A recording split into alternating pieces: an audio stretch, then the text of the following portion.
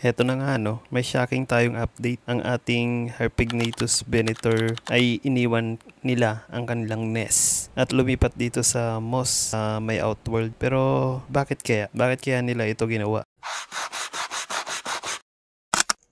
Kanina lang no, pagtingin ko wala na sila sa kanilang pugad or kanilang nest na nasa baba. Routine check lang sana ako pero pagtingin ko wala nang gumagalaw sa loob ng nest. Nagtaka tuloy ako kasi usually nandun silang lahat kasama yung mga egg. Pagsilip ko sa outworld, ayun, nandun sila lahat kasama pang mga itlog.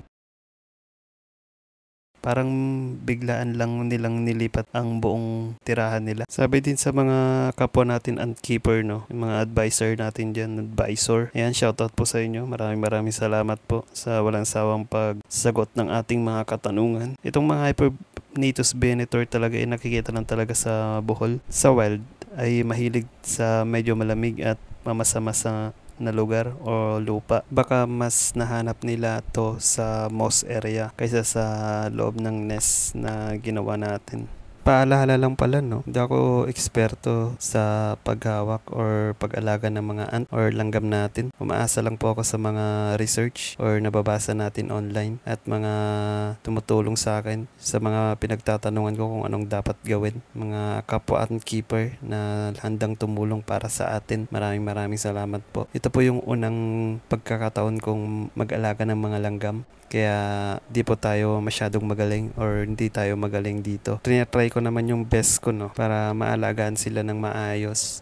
Kahit maganda na yung artificial nest na nilagay natin no, kung sa tingin nila hindi perfect ang kondisyon, pipiliin talaga nila yung natural feel na environment. Kapag ramdam nilang hindi ideal ang dati nilang nest, mabilis silang nagdedesisyon na lumipat tapos dala-dala pa yung mga egg. Pasensya na no sa mga kapwa ant keeper dyan, kasalanan ko. Di tayo masyadong nag-research. Naging kampante ako sa nilagay kong water tower sa gilid at yung ni-inject na pang moist pero hindi pa pala sapat yun. Sabi din ng mga kapwa natin ant keeper dyan talagang mamasa-masang lupa ang kailangan nila. Kaya sa tingin ko i-renovate din natin tong loob ng nest. Lagyan natin ng soil talaga para doon sila mag-dig at hindi na lumabas. Tatanggalin ko na din tong mga moss area at gagawing totally dry na lang dito sa labas ng outworld pa para hindi na sila dito mamugad. Hindi na nila ito gawing nest area.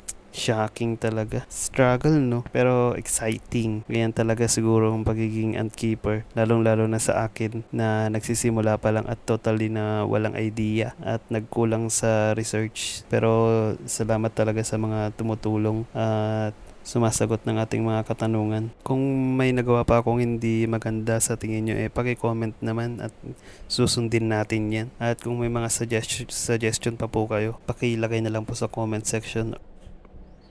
Maraming salamat po. Lubos ko po yung tinatanggap na hamon ng buhay. Sa ant keeping, minsan hindi tayo ang nagdidesisyon kung saan sila titira. Sila mismo ang pipili ng komportableng lugar para sa kanila. Kaya importante talaga na marunong tayo magbasa ng mga behavior nila or mag-research, magtanong sa mga nakakaalam.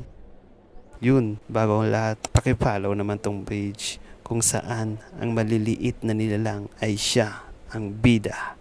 Follow Langgam Lens.